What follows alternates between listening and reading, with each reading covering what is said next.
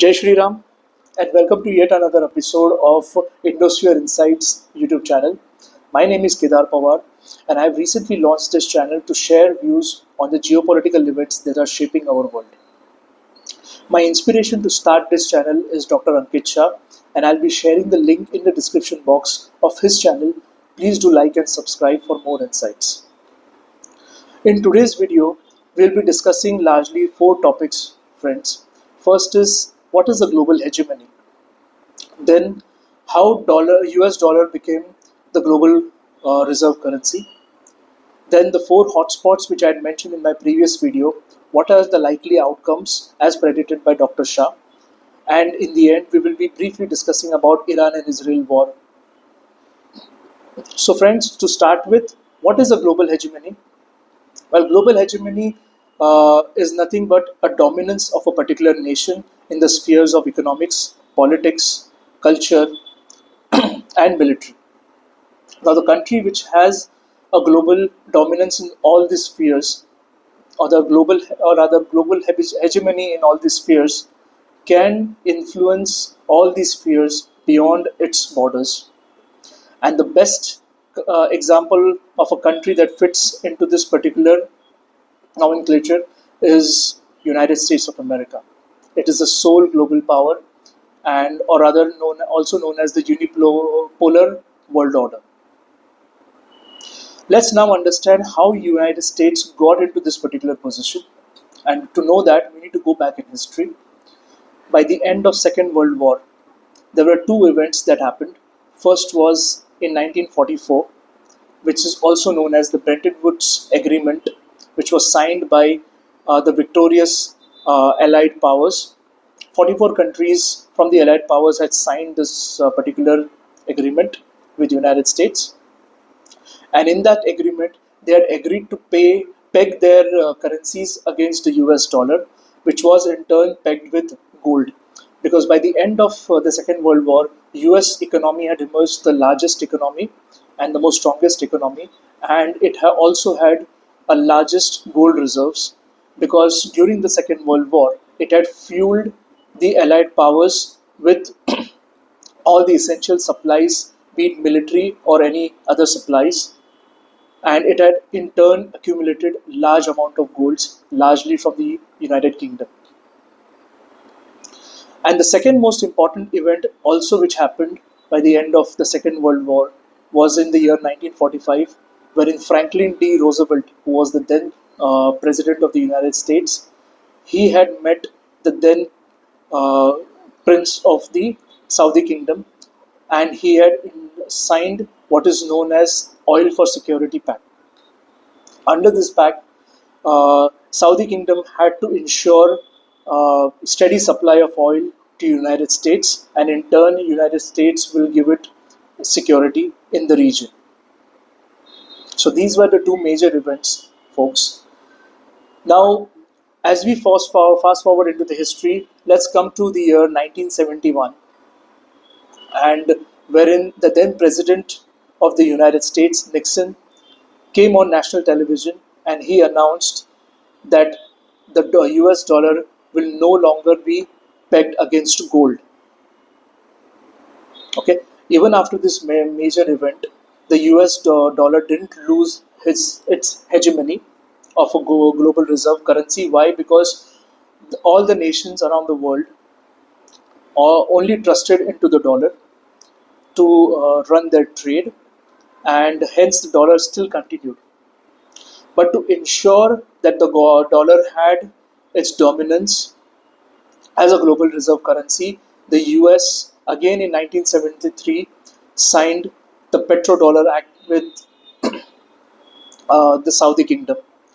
And what happened during that period was that then Secretary of the State Henry Kissinger had cracked this deal with the Saudi prince, and in this deal, they had convinced the Saudi Kingdom to price and trade uh, crude oil, which was the black gold by then, in US dollar, and in return, the US will ensure the security of Saudi Kingdom, and also it will give uh, security to the Saudi kingdom to have its influence in the OPEC countries. Now, we all know what is OPEC, right? Which is oil producing and exporting countries. Now, since Saudi was the largest producer of crude oil, this particular petrodollar act was very soon followed by all the other OPEC nations, and all of them started pegging their currencies, or rather dealing with, or rather dealing in selling of oil in US dollar, and this happened in the year 1975, and that's how US established dollar as the global currency, or rather reserve currency, and that continued, and that has rather continued even today. There was one more major event which happened, folks, and this was in the year 1979. Now, what happened in 1979 was US realized that it now wanted to only print dollars and continue its dollar hegemony and global superpower dominance around the world, and that's how it had then built, or rather helped, China to become industrialized.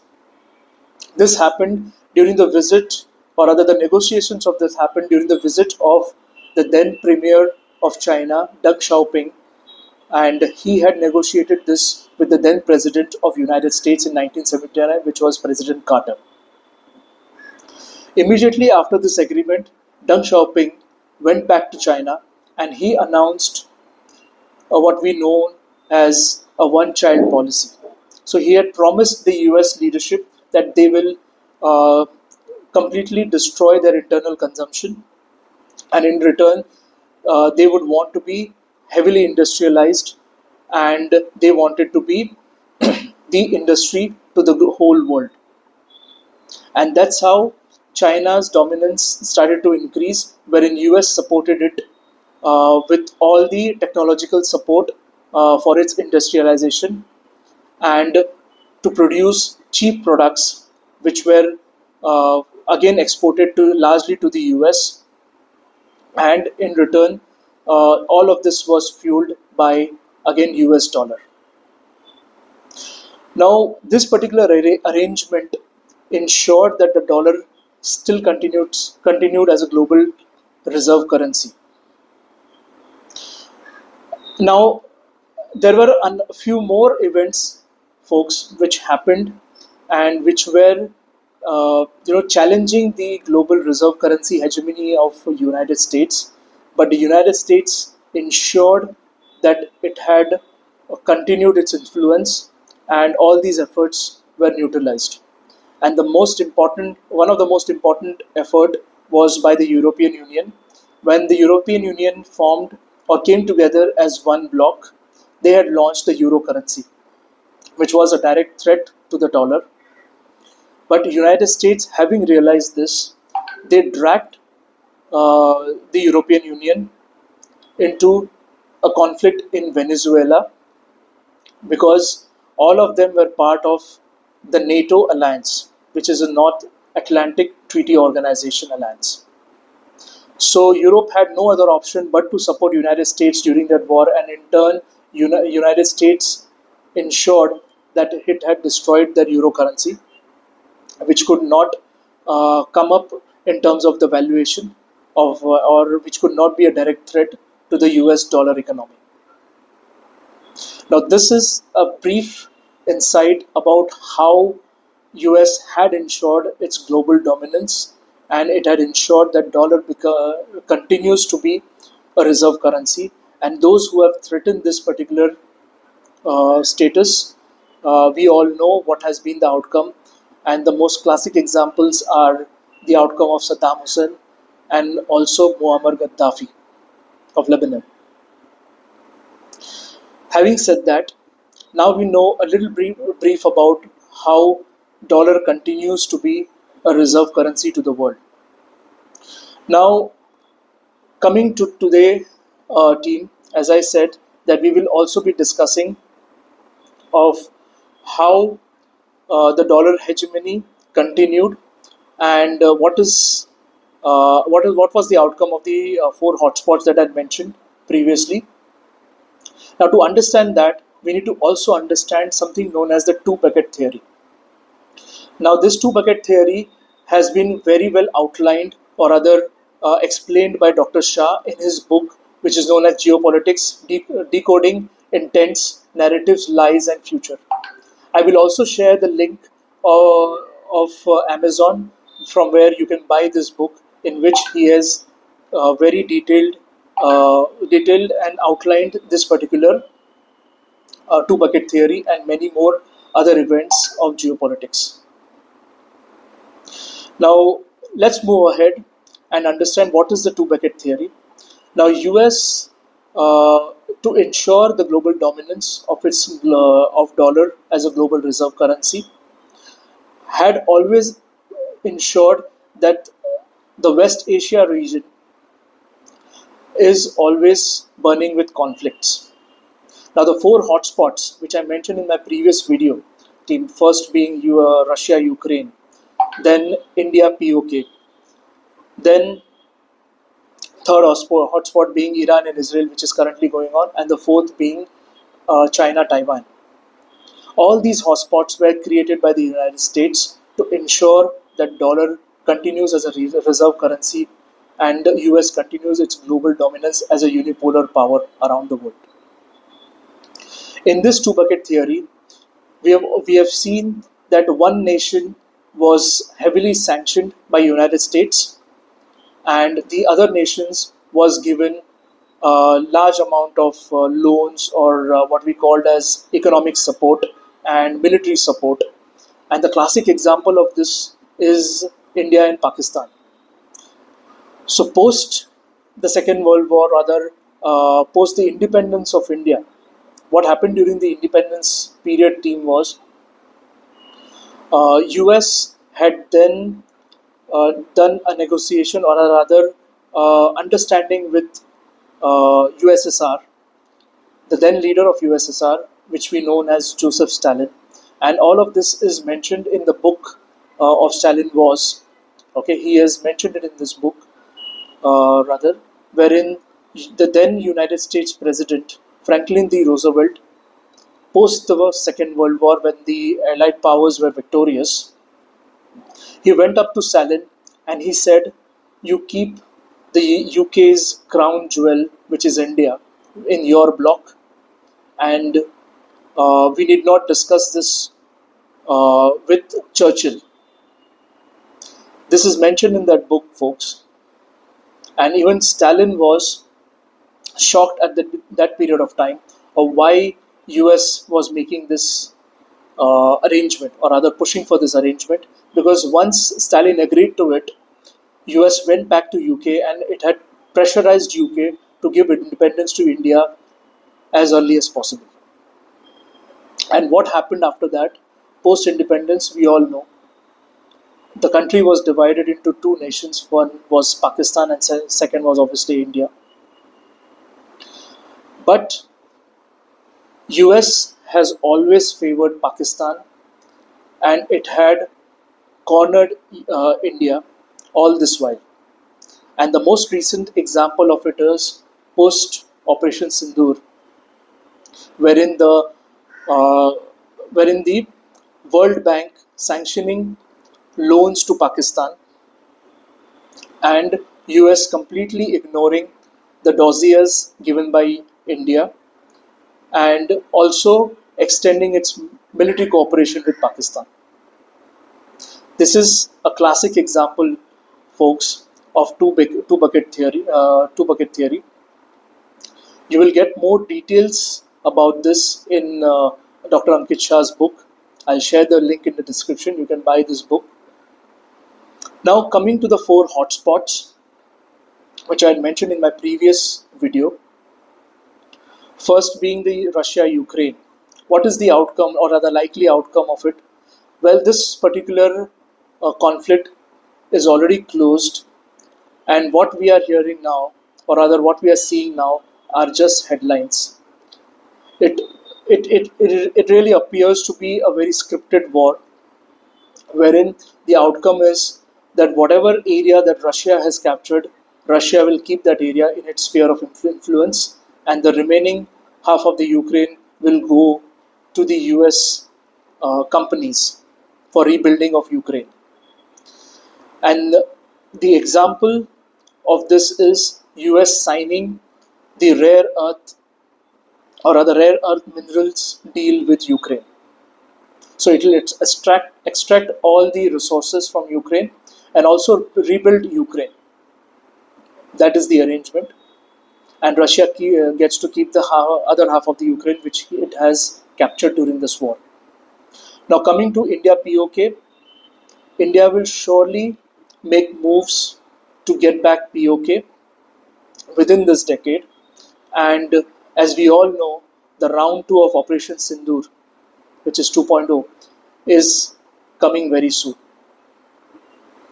The third, Iran and Israel. This war is currently going on, and I had briefly mentioned about the outcome of this war, wherein there will be a regime change, and the second outcome of it will be the complete denuclearization of Iran. Now we all have seen while Israel had launched this operation Rising Lion, it had shared the map of Iran, and in the center of the map was a rising lion's symbol. Now, why this was symbolic or why this was very important was this particular symbol belongs to the Pahlavi dynasty. The Shah of Iran, okay, uh, his son, who is currently in US, is known as Reza Pahlavi. He is going to come back to his motherland in Iran post the regime change, and he is going to oversee restoration of democracy in this region. That is the outcome of this. And the fourth, we know the fourth hotspot is China and Taiwan. Well, China will definitely take Taiwan and merge it with China, and we'll see whether it's going to be a military uh, conflict or will they try to do it in terms of political. When I say that, is they will try to probably have it's their own uh, influence people in the politics of Taiwan and try to win elections there. That can be one possibility, and second possibility can definitely be the military action over Taiwan. But this merger into the Greater China will definitely happen by the end of this decade. So these are the outcomes and these are the predictions of Dr. Ankit Shah. I will share the link of his channel in the description box. You will get more insights from it. You can also subscribe to my channel. I'll be doing such videos to uh, to share the views on the geopolitics that is shaping our world, and to kind of simplify for you all to understand this particular events. Going forward, in the videos to come, we will understand who are the global market forces who are controlling the world. Well, it's definitely not the US president, and we will understand in the next coming videos or who are these people. They are also referred in different names. One of it is obviously global market forces, then the deep state. We will understand what is the background of this. I will wrap this video up, folks, and I hope it was an informative video, although it was a little long video than the previous one. But understanding all these historic events is very important to know where the geopolitical chessboard is currently. With that, having said that, I will wrap up this video. Thank you so much for listening. Jai Hind, Jai Bharat.